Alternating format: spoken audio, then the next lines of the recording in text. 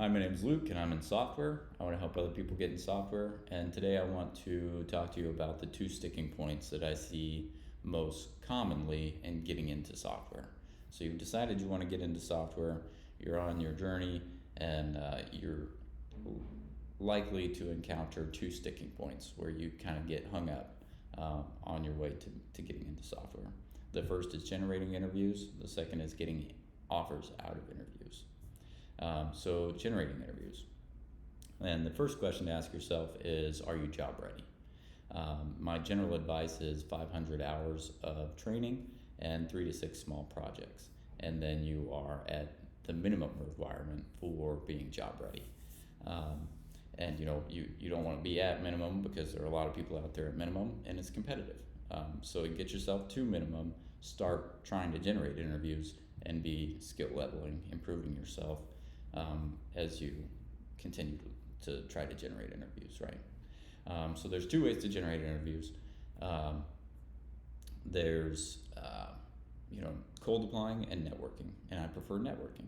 Cold applying is you found the job online, you don't know anybody at the company, and you apply, and that yields very low results. 1 to 5% is what I've seen.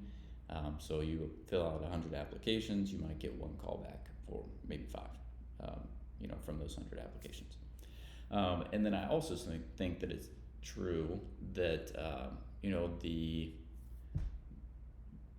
the burden of proof or the friction that's there,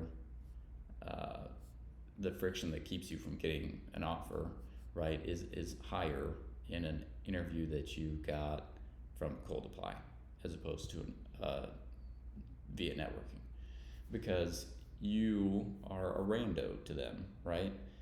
They don't know you, you don't know them. This is your first interaction, the interview process, and when that's the nature of the relationship, you have to do a lot to prove that, hey, they like you and that you know what you're talking about.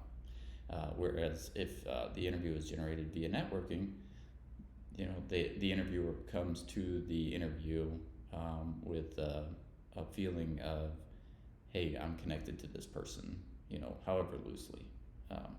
So I think that is true as well.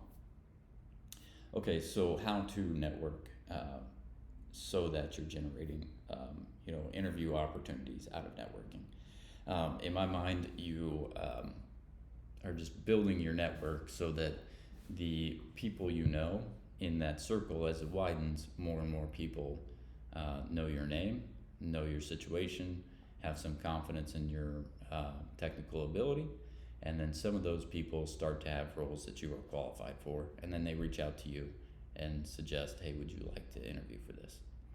And I've talked to a lot of people who are trying to get into software, and that is something that I've seen, on many occasions. That is how people have generated interviews and got into software since I started being very active trying to help people get into software. So it's an approach that does work, right? So how do you grow your network? You post daily and you interact with other people's content.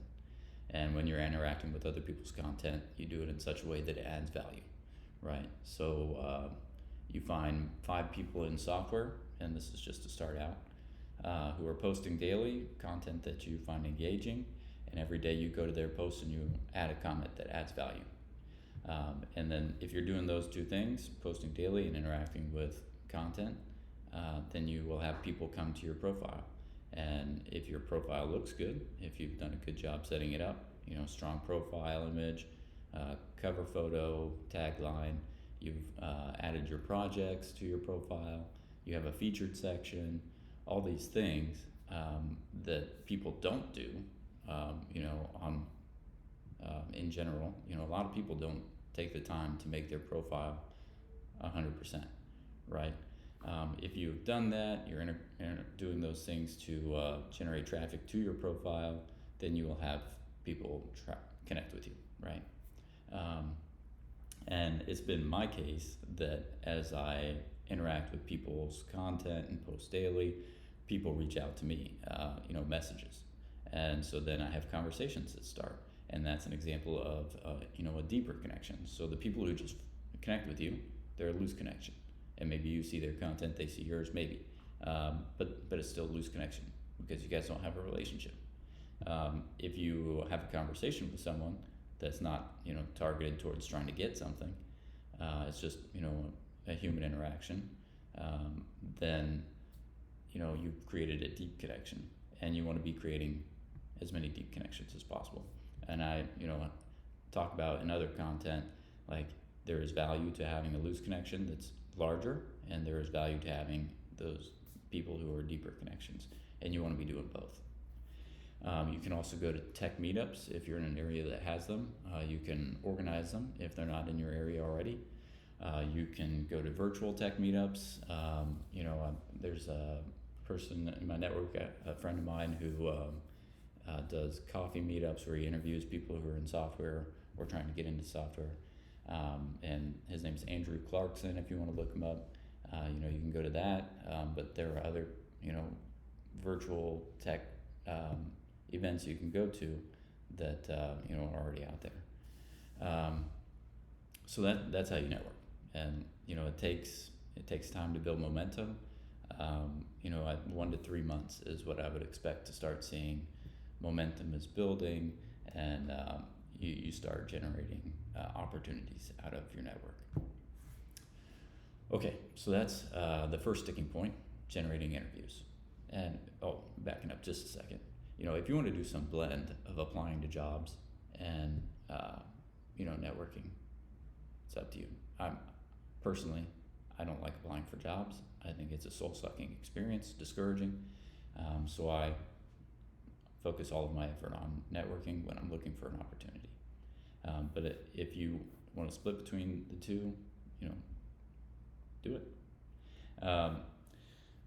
So then, how to get offers out of interviews, right? There's the first question to ask yourself if you're not getting offers out of interviews. Let me back up. So, how many interviews should you expect reasonably to do before getting an offer? In my mind, the number is between 6 to 12. I got laid off about a month ago, and I spent a lot of time in interviews, and I think I had to do, the rough number I have in my mind is between 12 to 18 interviews before I got an offer. I think I got like 3 offers. I had 3 things that were like, okay, I can pick between these 3. And, 2 of them were kind of non-options because they were lower compensation than I was looking for.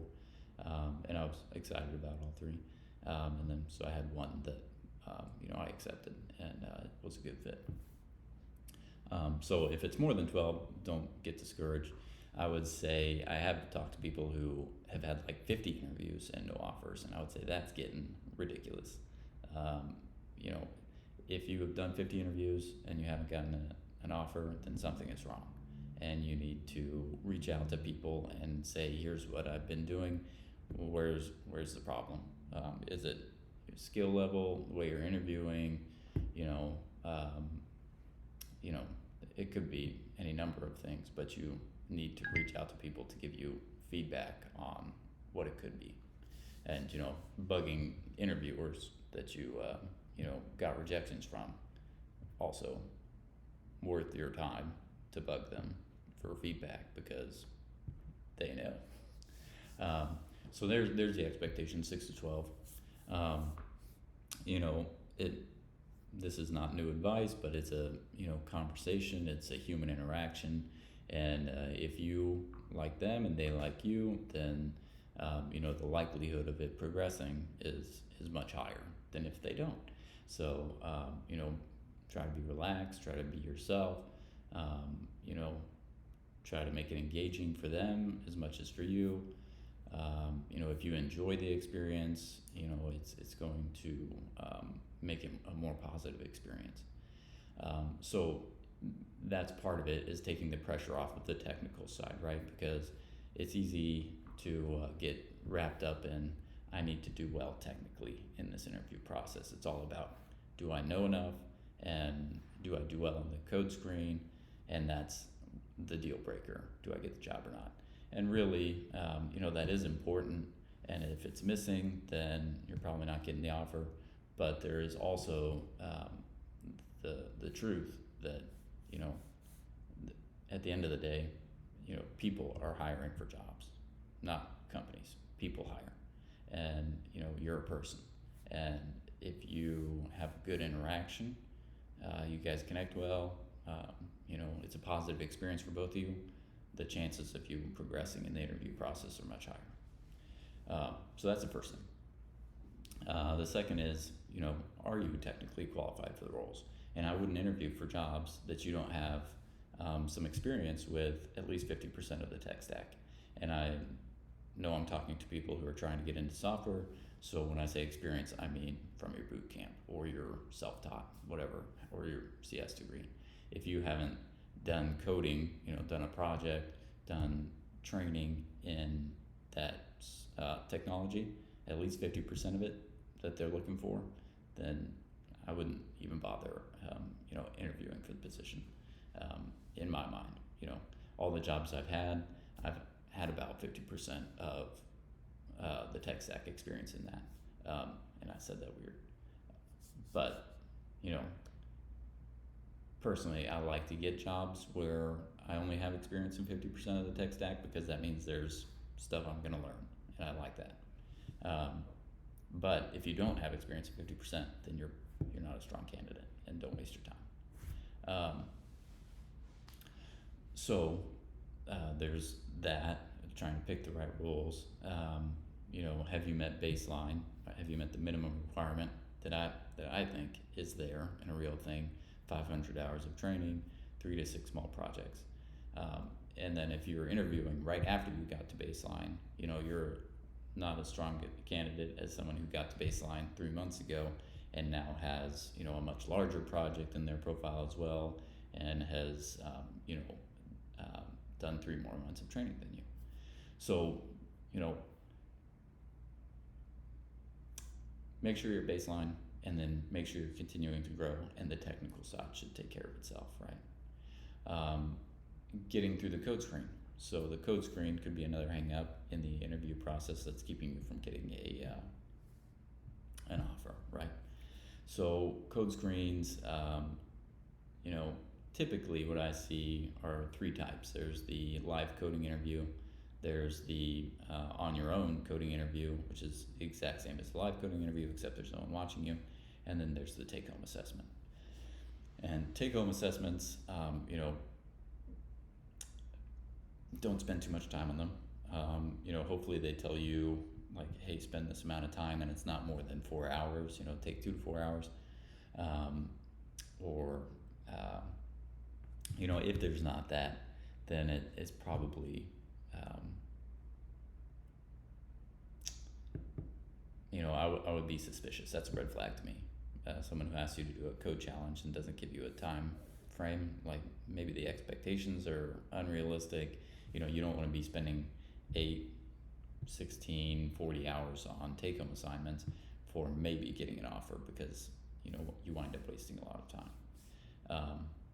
You know, if you have the time to waste, you know, maybe it's worth it, and do it, and you'll learn things, even if you don't get an offer out of it.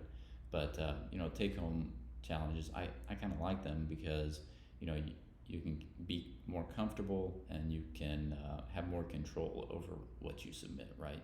Whereas in a live coding interview, you only have an hour, and you know, you have little control over the quality of the product that you submit at the end of that hour, and not, I say submit, but that they've gotten, because, you know, you're very time constrained.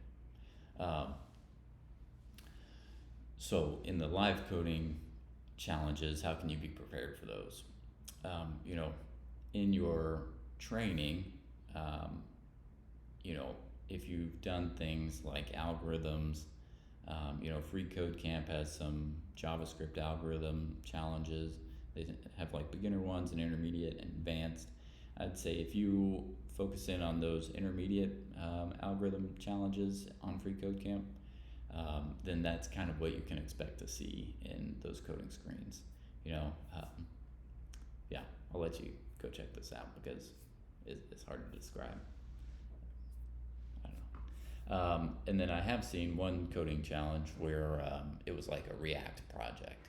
So they said like, hey, here's a boilerplate React project, and then you are supposed to create this inside the project. So make API calls to get breeds of dogs, and then use the breeds to go fetch images, and then display the images in like a a pattern that they had, like a masonry masonry pattern.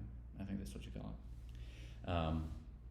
So that was one of the take home or the coding challenges I had out of like a dozen. So they're not as common, I would say. Yeah. So those are the interview types. How to prepare for them. Do some algorithm stuff. I say that's how you prepare for them. I don't prepare for interviews. I just like to go in there and do it live.